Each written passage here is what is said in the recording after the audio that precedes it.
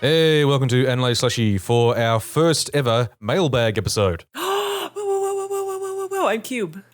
Yeah, so we thought, partly because we have a Patreon now, it might be a good bit of bonus content might be to do a bit of a mailbag type thing where we respond to a lot of the people who comment on YouTube or send us emails or add us on Twitter. Because there's a lot of thoughtful things. I've got to say, especially for YouTube, we have a very high class of commenters who leave very thoughtful and intelligent opinions. And so well done, all of you. Yeah. We've only had a couple people that we had to block because they were wildo, but everybody else has been rad. Yeah, you're doing a good job. Well done, fans of ours. Yes, Yeah. we have the coolest fans. So I may as well start off with the most recent episode we did, which was some of the responses to the Vivid Red Operation Butt episode. Ah, yes, my very important reporting. I hope everyone appreciated it. Yeah. Veloxiraptor on Twitter put it really well when they said Maho Shoujo's combining light mechas is a very fun idea. It's just a shame about the entire rest of it. Yeah. Well, I mean, it's like for some of Steven Universe, they basically did that same concept but better, and obviously we like other ways that they handled it less, but Yeah. they're basically magical girls in some ways. Yeah, and they combine and form giant ladies. Mm-hmm. Usually. Actually, that's a good segue because a couple of people, Shaylin Green on YouTube and the Mela Experience on Twitter, both appreciated that we talked about Steg being sus. Yeah. Again, it's not even that I think it's sus. Like, I don't... It's, it's like, I'm not like, oh, it's like he's fucking his dad. I just think there's something very inherently strange about combining physically with your father. It's interesting. Like because on the podcast I was just like we were joking around, but when I was thinking about it afterwards, the thing that bugs me the most about Steg isn't just that he's combining with his dad. I think it's entirely possible that they could have done a thing with like fusing with his dad to form some sort of musician guy. Could have been fun. It was the choice of they fused to become this giant, handsome, ripped dude who sings a love song at Pearl, who is Steve's surrogate mother and Greg's wife's ex. Like, Yeah. that's such a weird choice. Yeah, having him be all like kind of like sexual with his like ripped shorts and his abs out and be like, hey, baby. Yeah, hey baby, and like that character out of all characters you could have done it at is just so odd. Yeah, there's a lot going on there. And then she's also Opal, so she's partly Amethyst, who is like Steven's sister figure, but also seems like someone who maybe fucked Greg in the past, is the kind of the vibe I got from that. Well, I mean, I personally I disagree on that, but I don't think it's an invalid take, but I prefer to think that it wasn't what happened. They were just buds. Yeah. But either way, like, yeah, that's a whole, there's so many factors there that make that a strange situation. yeah, and it's like a lot of late SU where like Fusion's probably the best example, but there's a lot of things they did where it was almost like they decided they wanted to try another take on some element of the world, but the take just completely ignored everything that had come before it, and it just made it strange and inconsistent and weird. Are you saying they rubied it? Not in the same way. It wasn't like Ruby, they do it accidentally. Like Ruby, they do it because they don't give a shit. SU, I got the impression that they decided they wanted to try different things because they wanted to try different things. Like it was a conscious choice. It's just that it felt more like they were making a deliberate choice to just say, fuck it. Yeah. And as a member of the audience, I couldn't join them on the fuck it. I guess. Yeah. God, we could have an entire podcast about Steven Universe. Oh, we really could. The good, the bad, the Steg. I think that'll probably be a Patreon exclusive. Like we don't want to do too many Patreon exclusives, but we don't really want to release that one to the general public. Yeah, there's a few things we have salty takes on where it's like we don't want to fight with Steven Universe fans because we are Steven Universe fans. Yeah. But we have a lot of thoughts that sometimes we want to scream into the void. Now, getting back to Vivid Red, Mela also said, I actually liked the filler app about Wakaba and Himawari being friends, but there's a heartfelt speech between them that is downright sabotaged by the decision to frame it all between one girl's legs in their size too small hot pants school uniforms. It seemed like a general issue. Yeah, I couldn't get behind that episode because the whole situation was so contrived with Okabe being like, let's do this, and Himawari clearly doesn't want to, and so for the sake of creating the conflict in the story, she has to be really dense all of a sudden, and it's like, bah, bah, and you know that eventually she's gonna find out that she went too far, and then it felt very basic in that way. I was not impressed. But that was something you felt about the show in general, wasn't it? That it was a generally pretty basic sort of show. Yeah, in terms of like moe writing, it didn't feel like they went out of their way to try to do anything unusual, except like occasionally with Himawari and the kind of nerd she was or whatnot. But even then, Yeah. Wasmo on YouTube said, there's some weird ethics in inviting completely unrelated people to a friend group that is exclusively for mahos in danger. Like, should we try to make friends with unrelated people if it makes them become child soldiers? I think at the time I pointed out that this is like a general ethical dilemma that you have with magical girl shows to some extent. Some of them at least. Yeah. In this case, it really is like, oh, I mean, I guess they asked, but yeah, that's the general. I mean, I do think to some extent for shows like this to work at all, you have to kind of ignore the idea of like, well, minors can't consent to certain kinds of danger and whatnot. You know, you kind of have to respect their agency more than you would in real life in some ways. Yeah, and also recognize that at least back in the day, they were written as power fantasies for kids that age. Yeah. So it was always like, wouldn't it be cool to have these powers and do these cool fights and shit? It's only with more recent shows that deal a little more seriously with the idea of having to fight and, you know, potential PTSD or whatever that you would start to think about, well, maybe is it okay for kids to do this? But yeah, I don't, yeah. I mean, like, and then there's shows like Sailor Moon where it's not like you even had a choice. Everyone is just sort of destined to be part of this. Right. Yeah, that kind of simplifies that whole dilemma. Yeah. There was no like, maybe you shouldn't have got these people to do it. You were the reincarnation of that magical being, and that's what you're gonna do. Yeah, you got no choice. Nicholas Callahan on YouTube pointed out when we mentioned that the combining was like a gem fusion. He said, "Gah, it's called Biomerge Digivolution, you guys." I mean, I guess it's true because then they always have to undo it and they return to their base forms. But I'm pretty sure if they were the Digivolution, like their human forms are like their regular magical girl forms are kind of like their champion forms, but then they could turn back straight into their champion forms as opposed to, you know, becoming like their baby forms or whatnot. So I don't think it's quite like Digivolution. So actually, I don't remember which form you turn back to when you biomerge, to be honest. I've never watched a single episode of Digimon. Look, they also don't have ripped genes, so they can't be true Digimon. At least one of them would have to have ripped genes. It's very important. Shiny Nico drew our attention to a newish Tech Maho shoujo coming out. Is this Assault Lily? Yeah, Assault Lily Bouquet, yeah. Being made by Shaft. Yeah. So it's an adaptation of a light novel. It's going to be shit. I'm going to watch all of it.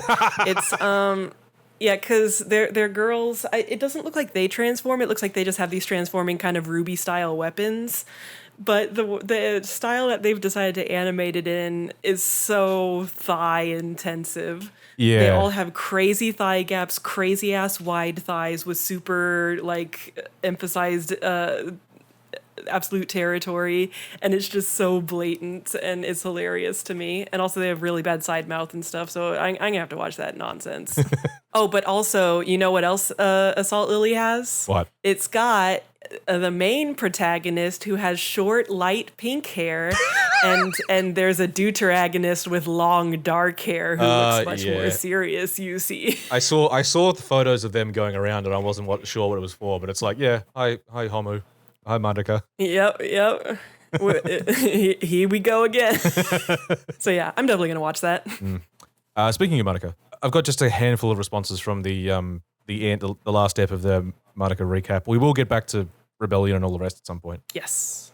There was a nice long comment from La Zodiac, who we included this bit about the quote at the end of the series, "Don't forget always somewhere someone is fighting for you. As long as you remember her, you're not alone," is something that really kept me alive during some tough moments. And it's really just a final strawberry on this delicious cheesecake about how the world is good, actually. Hope is real, and you can have it. And it's like, yeah. Fuck yeah. Yeah. And it's like, I do have sympathy for people who think that the ending is still just like a downer and they don't feel like it's hopeful. Because I can understand, feeling like the parts that are bad are still too bad for you to feel happy about it. But it really does, like, if you're someone who already, tends to have a lot of kind of like dark thoughts or whatnot and feels nihilistic sometimes, I think the ending really works in a way that feels, not condescending, but still hopeful. Yeah. And it does it for me. Yeah. I think if you come from that mindset, yeah. Where other shows that just talk about hope all the time, it feels a bit false from time to time because it's not really the lived experience, Yeah. You're not constantly finding hope and optimism all the time. Yeah, whereas Madoka is very much about finding hope and optimism in very, very hopeless situations. Yeah, it's like the world is shit, but we can still do good, still protect each other, still respect each other, and it'll be okay. Yeah. Aphelion had a comment on the timeline where Mami freaks out and just starts killing everyone. Yeah. There's an idea that Mami killed Kyoko first because since they used to be friends, she knows extensively how deeply the death of her family affected Kyoko, and she didn't want her to watch someone she trusted kill everyone else again, which they thought was pretty interesting. That seems like a lot of mental math for her to do in that moment. My assumption would just be like she thinks of Kyoko as the strongest of all the other girls that are there, so she takes her out first, would have been my assumption. Yeah, especially since they've fought together, she kind of knows how powerful she is. That's true. I mean, I guess it's a way to make what Mami did feel nicer, I guess. Yeah. Yeah. But yeah, there's a lot of reasoning you could make for why she would shoot Kyoko first. James Bradshaw also talked about the idea that Walpurgis is so powerful that non-magical weapons don't scratch it, which is part of the trap that Homura is stuck in that, like, say, Mami or Madoka or any of the other girls who could manifest weapons might have stood a better chance against Walpurgis than Homura, who could only manifest, like, human-made weapons. Yeah, that is a decent way to kind of rectify those situations and how they play out in the show. It's just like they don't address it, but for some reason, regular weapons just do not tend to damage things the same way that magical ones do. Yeah, especially because, like, in episode 11, Homura has, like, a fair arsenal. Oh, she has so many bomba. Yeah, like bombs and missiles and guns and just... She could not have brought more to the table in terms of human-made stuff. It's way more than any of the other magical girls have. Yet, the magical girls are at least able to damage it or redirect it or hurt witches. And not to say, she manages to hurt witches with human-made weapons and other points on the show as well, but yeah. I definitely still think that there's an element of, like, the animators just went buck wild, and it was like, you probably went a little more buck wild than you should have. But it was rad, though. I don't care. Oh, yeah, it was fucking bitchin'. Yeah. Now, several people wrote to us to tell us that Demon Girl Next Door Season 2 is going to be a thing. Yes, I'm so glad that people have been contacting us. It's like, hey, you're those people who like Demon Girl Next Door, right? And yes, indeed. And I'm excited because we've both read far enough into the manga that, we have a good idea of what Season 2 would cover. And I think if it's the same people adapting it, it will be great. Yes. I honestly think, having read the entire manga, including the section that Season 1 covered, I think they did a really, really good job adapting it to the point where I think I think the anime is the stronger version. Oh, absolutely. Agreed. I honestly think moe stories or moe manga are one of the few genres that I think you can really improve on a lot just inherently by making it an anime. I think a lot of moe anime are actually stronger than the manga they're adapting. Well, there's a lot of elements that you get when you're doing anime that you don't get when you're doing manga, like engaging voice acting, different styles of animation, all this sort of stuff. Like, obviously the stuff in comics is different, but in terms of the things that make moe anime fun, it's mostly additive with anime. Yeah, unless you were doing like, and I mean, obviously you can do a shitty job still and have like bad animation and not be charming at all. But if you have good, competent people, I think, you just have more tools at your disposal to really sell it. Yeah, and obviously the people behind Season 1 of Demon Girl Next Door were very competent. Like, they did a very good job. Yes. And I also think they did do a good job of tightening up the story. And that's something that Demon Girl Next Door, the manga, has an issue with as it goes on. Like, the point I think they'll probably get up to in Season 2, the story's still okay. But from that point onwards in the manga so far, it really has started to sort of spin its wheels. Yeah, it's like, and there's interesting stuff in there, but like, I don't care about, they introduce new, like, here's a character, she has a foxtail, and maybe she'll be your waifu, and I'm like, no. It's really just like, it feels like stalling, because we're just introducing new storylines. And the other thing that it sucks is that we just get less and less Shemiko and Momo time. And that's what I want. That's what we're here for. Yeah, it's like I already barely cared about Mikon. Don't show me more girls. And they just keep adding more, and it's just I appreciate what they're trying to do, but man, just you've got the kernel of the show is so good. Their relationship is so good. You just what I'm hoping is that like they can just focus on that and have as little of the occult girl and everyone else in it as possible. Oh yeah. Because she becomes a massive character as well. So, oh God. I don't remember her being too bad later on in the manga though. She's just But I need to go back and reread stuff. she's not as outright creepy. Her creepiness is still played for jokes because like she lives in their ceiling and all that sort of stuff. But Oh yeah, I don't think I got to that. Ugh. it's more that she just becomes extremely involved in the plot. She becomes almost essential to just about every storyline, and it kind of gets frustrating. Yeah, again, I don't care about these side characters. Yeah. I only want my Shaman Momo. Yeah, and I want like more of Momo's backstory and stuff. And this anyway, yes. Either way, yes, we know we're looking forward to it. We'll cover it when it comes out. Hell yeah. We could even. We probably couldn't do episode by episode on that. I don't know. As much as we love it, there's probably not enough to cover. Nah, yeah, that would just at that point that would just be for our sakes. Yeah. This podcast is just for us to re-listen to. At the end of Every Read, and also I think at the end of the Madoka recap, we asked people for recommendations for other OVAs and things to look at. Ooh. People have come through with a bunch. So Johnny Astro recommended, in terms of interesting 90s OVAs, Giant Robo, the animation, which is a 7-episode OVA, apparently gorgeous visuals, although you got to be careful because there's flashing lights, great soundtrack, thought-provoking themes, really good action. He says, please give it a try. It's an underrated masterpiece and doesn't get talked about enough. I'd be quite happy to check that out. Yeah, so in the 90s, huh? Based on the manga series Giant Robo. Yeah, so I guess it's like one of those newer adaptations of like an older property. Yeah. Well, when you say newer, Interesting. it's from the 90s. Well, yeah, but it's not from the 70s. Yeah, of course. Yeah. Dr. Nick, Orangeback on Twitter, wondered if I had seen Project Aiko, which is a boob and butt anime with beautiful but non sequitur fights between fighter jets and spaceships. And that sounds like 50% my shit. Project Aiko is actually it's like a cultural touchstone in some ways. Because I know there's like Aiko and Biko, and I've definitely heard a lot about it. I forget why it's so noteworthy, but it's one of those ones that you hear about as like a formative animu. Okay. Yeah, I'll have to have a look. Bennett Brinson, sorry, I'm going to get names wrong and I apologize. Mentioned, if you'll want OVAs, you should check out Ghazi's Wing, specifically the English dub for that good 90s voice acting. It's the best, worst anime I've ever seen. Yeah, this looks like some nonsense anime. It's got a very 90s, slightly cheap look. Yeah, 90s fantasy. They're going for high detail, but they don't quite have the budget. So the eyes are always a bit skew-if. You know, there's always that sort of, yeah. Brian Jones asked if we'd seen Fate Extra Last Encore. I just got around to it, and they straight up have an Inukari Maze Time going on in Ep 6 and 7. Home of the brave who working the street like a slave. So all I know about Last Encore as the thing that doesn't make sense, even if you've seen the stuff that it's the weird AU sequel, whatever, too. Yeah. And it's so weird that they like even bothered to put it on American Netflix because it's like this strange spin-off of a game that we didn't get over here.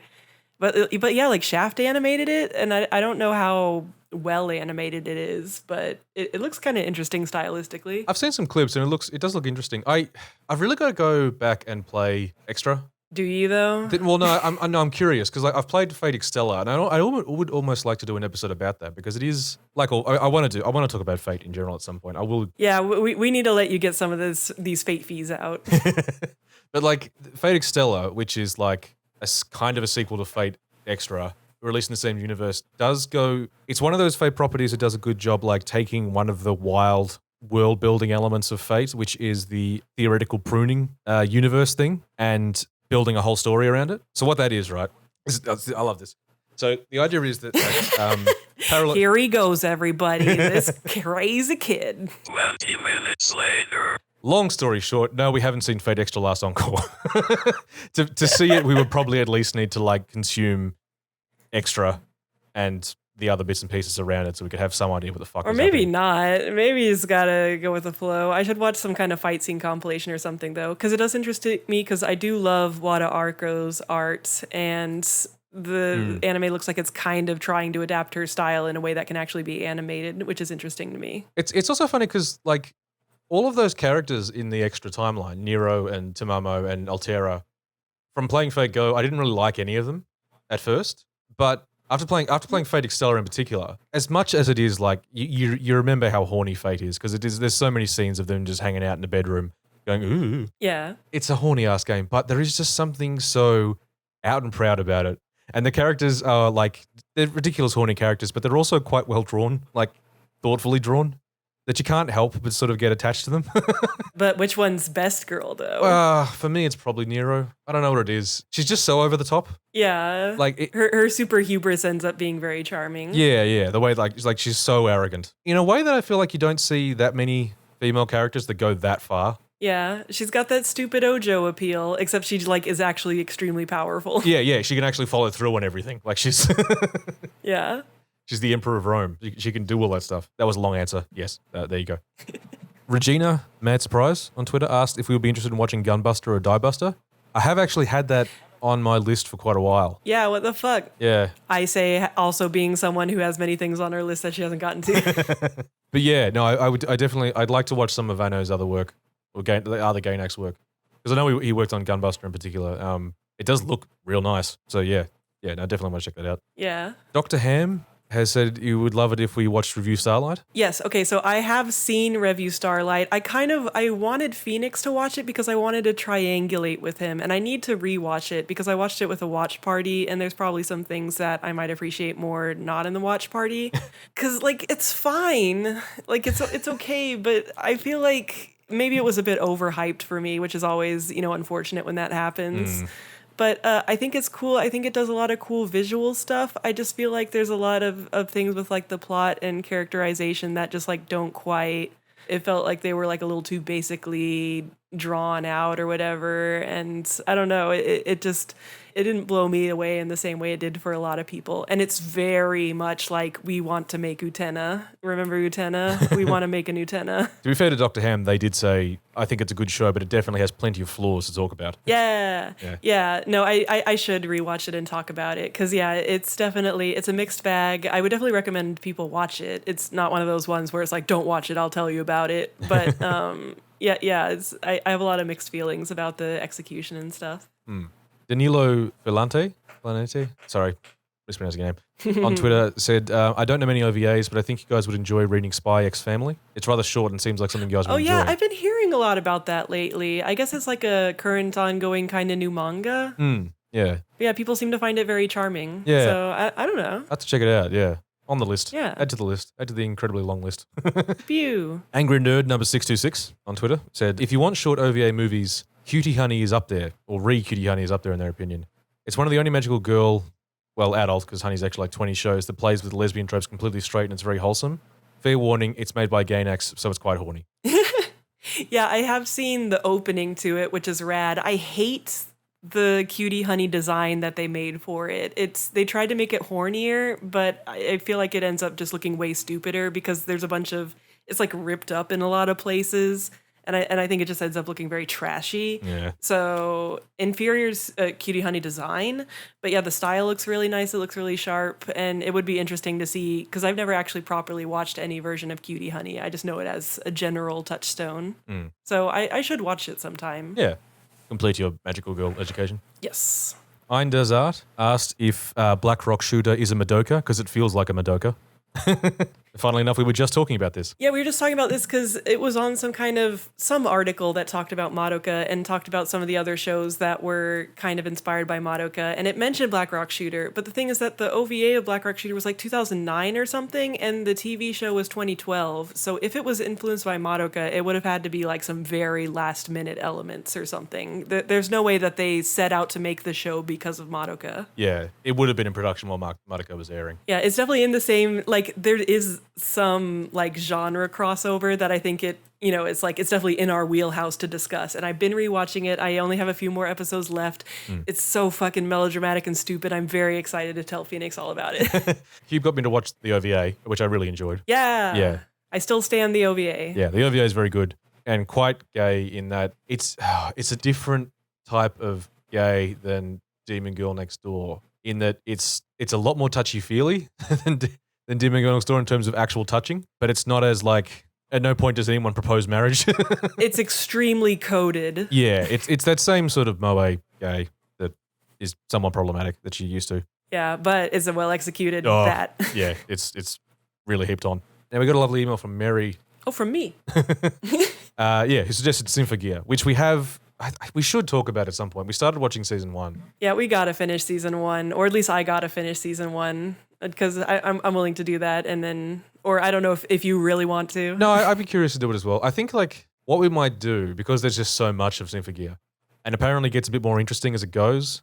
We may talk about it in that we might just do one episode on the first season and then go into episode by episode, because while a lot does happen in that first season, it's not quite interesting enough, I don't think. Oh, to really talk about it the way that we talk about some other shows? Yeah, I don't know. I don't know. I think there's enough going on there. I don't know. I did get bored. You'd want to sort of check off all of the things that they set up and don't follow up on in season 1. Because, man, there's a lot of those. Yeah, they are definitely fucking around a lot. Yeah, I would have to think about like which things are worth really talking about and which things aren't. Like her Berserker mode pops up and doesn't really come back, or just the out of nowhere BDSM fucking torch dungeon. Yeah. Yeah. Definitely got to talk about those things. There's a lot, yeah. There's the terrible Vivid Red style Cooch shot during a dramatic fight. Yeah, they really are just like throwing everything against the wall. Yeah. And it's kind of interesting in that way, but it makes it kind of hard to talk about because it's just like 10 million different things happening. And you feel like even they don't know exactly why the such things are happening. Mike also sent us an email to ask if either of us had ever watched My Hime. I have not. I've always vaguely heard of My Hime, especially because Ali Project did some music for them, but I've never watched it. I know that it's kind of magical girl adjacent. That's about all I know about it. So what Mike said was, I rewatched the series recently and was struck by the fact that it has some themes in common with Madoka. It has the same rough outline of girls signing up for powers with a promise of wishes being granted, the girls being exploited to create power, and there being a turn where the person granting power was lying to them. Well, spoilers! Do you have any idea if there are other shows, manga, that predate both of these that are influenced in the same direction? Or if it's just part of a larger trend in the genre? Utena comes to mind as an earlier show that started to deconstruct magical girl tropes, but it feels like its own genre in many ways, since it didn't really involve fighting monsters and was so surreal. I haven't seen Utena, but it does kind of feel like it wasn't so much a deconstruction, it's just its own weird thing. Yeah. Oh, I mean, you know, that's a forever conversation about what makes something a deconstruction and what just makes something like a kind of thing that's like playing with some of the aspects of it and blah, blah, blah, blah, blah. You could go on for hours about that shit. Yeah. Yeah, in terms of it's like, oh, the girls are actually being used or whatnot. I don't know. I feel like I can't think of earlier things that really did that. Because again, a lot of magical girl stuff, it is important in the end that this is like a cool, empowering thing that you get to do that. So I don't think many of the earlier stuff would have gone into the idea that it's like, oh no, you've been somehow like tricked into becoming magical girls or something. That was a big part of the twist in Madoka, whereas the other ones are more sort of power fantasies. Madoka wasn't really a power fantasy, I wouldn't say. Nah. It's a different sort of story. Blue Spade 25 says, man, I would have actually really liked hearing Phoenix rant about Eva. Look, we'll get there. Yeah, one day. I need to read the manga because Phoenix really doesn't want to talk about it without me reading the manga. Yeah, I think that's what we'll probably do. We might do an episode just on the manga once Cube has read it. Because I've said before, I think the manga is the superior version of it. I've got a bunch of different reasons for thinking that. Yeah, I started reading it on fucking, what does that say? Comic... whatever. Comixology. Oh, okay. No, I'm talking about legals. Oh, okay, good. Yeah, I started reading it on fucking Comixology, and like I really do love that artist's work. They do a lot of really nice stuff. Yeah, the manga was made by Yoshiyuki Sadamoto, who was the character designer for Eva. It's such a weird story because he started, technically the first issue of the manga released before the series, but he was just kind of taking his time making the manga, and it ended up not finishing until like 2014. Even though he started in 1995. Yeah, it's like, I guess it was just something he did when he had free time. Yeah, like it was like one chapter a month for that many years. That's just what it took. And yeah, the art, like his art is all the pointy chin stuff, but it is really pretty. Like he's a really good artist, and yeah, it's a very charming 90s style. Yeah, and he takes the story, the general outline of the story is the same, but he does some different stuff with some of the characters. I promise I won't get too far into this, but one of the things I really like about it is that it's very much he maintains the ideas of all of the characters. Like they very much feel true to themselves, but it's just different choices of scenes and different choices of how to explore that aspect of the character. Interesting. And I think in general, as much as Eva is entirely Anno's work and is very personal story to Anno, and you can see that in the story. There's something about just taking it away from that intensely personal telling that cleans the story up so much. Like, it's a much neater and so much easier to follow version of the story. Right, you don't get into that like aspect near the end where you kind of abandon the literal things that are happening in order to go into the pure psychological exploration. Yeah. It stays, as much as it still gets very surreal, it stays very much in this is happening. Like, or at least it very clearly delineates when we're in someone's dream. And it sounded to me like it got to explore some of the stuff that like probably Ano and him had talked about for like how the world would work and everything, but the show just didn't really get into that stuff. Yeah, it goes into a bit more detail about the actual sort of functions, the world building function, which like where the angels come from, which isn't really important to the story, but it's interesting to know either way. It's a little cleaner. Yeah, it's like objectively, it's a kind of strange thing to like never find out. It kind of is, but it's also like in terms of, because it's such a personal story, like because as weird as it is to say, because it is just like a very extreme coming of age story, the backstory of the angels and what they are isn't really all that relevant to like Oscar or Shinji's story, really. Yeah. It's kind of relevant to Ray's, but even then, that's another thing entirely. So yeah. But that is interesting because the first thing that made me think of was freaking FLCL, which is another Gynax thing, which is also just, like a very extreme mecha coming of age story where it doesn't really super matter where all these enemies are coming from because it's more about their metaphor for the character's mental state, blah, blah, blah, blah. Yeah, exactly. It's like doing that. They do, but it's just like, it's weird how in Evangelion, like, it rides this weird line where it's not completely abstract. It's not entirely metaphorical. Like it's used as a metaphor, but it's also the basis for the plot and all of the action. So you can't be. It's strange that they try to be completely abstract with parts of it. Yeah. Like there is something sort of unsatisfying about it in a way. Because like honestly, like I loved Evangelion, but whenever I would talk to people about it, like people who was sort of like would watch a bit of anime, they would say, "Yeah, that was a mindfuck. I didn't get the ending." And it's like it's true. It is a very the ending of the series is a mess. Yeah, and obviously there's a lot of other stuff you could talk about with the circumstances. And oh yeah, exactly. That's part of the understanding Evangelion and the two different endings, the movie ending and the TV series ending. There's so much real world context for what was happening and why those choices were made. Like, if there's one thing that really bugs me about Evangelion fans, it's that it's when they analyze those endings and talk about them without paying any attention to the context. It shits me off the wall because it's like you can't ignore Anna's mental state, Gainax's budget issues, or the fans' reaction and how that fed into end of Evangelion. Yeah. You can't take those things literally. It's a fascinating show. Now, Andy Hash on Twitter added us about a couple of things. They picked up the Madoka Magica manga and said, "I'll let you know what it's like." And the main thing they had to tell us was that there are definitely lots of chairs, including panels with dialogue that are just chairs. Like, it'll be someone saying something and it's just a voice bubble floating over chairs. Were the chairs their fault? He also says that said, they're nowhere near weird enough. Yeah, but like, as far as I recall, the manga was being made like kind of in conjunction with the show. So I'm like, so then later when in the later versions of the show, they started adding a bunch of random chairs, were they like trolling the mangaka? Is this like some kind of like really complex in-joke? As Andy says, the chairs in the manga, and they sent through a few panels, they're just chairs. Like, it's just like the cafeteria has chairs in it, and they're just chairs. But yeah. Yeah, that's what I'm saying. Then maybe in the Blu-ray, they were like, remember how you put all those fucking chairs in the manga? Let's just put so many weird chairs everywhere. That'll make fun of them. I mean, it's a power move, but that's such a... what a bizarre troll. Like, look, you have to make your own fun when you're making anime. Sometimes it's just a little as a treat. Oh, but yeah, I do plan to, I want to at least like kind of flip through the manga adaptation, especially when I want to talk about the Wraith arc and the different stories, since those were all by the same artist.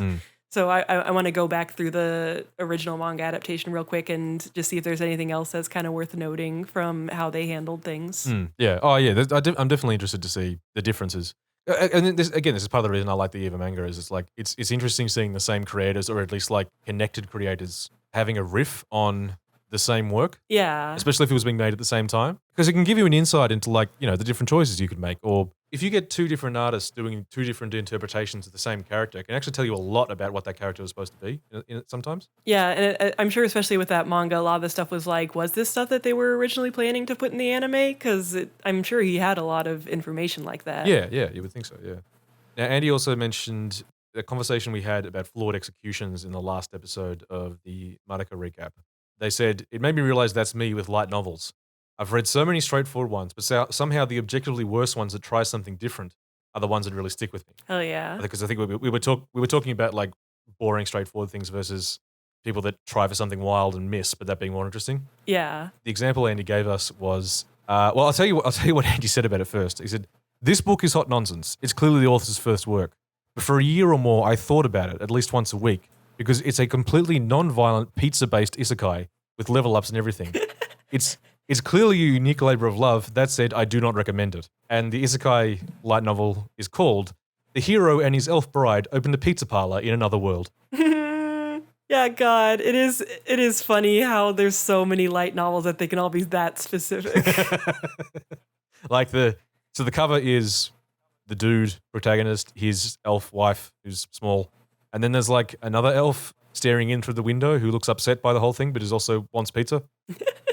It's like that one that comes up in the Discord a lot that's like reborn into another world as a vending machine.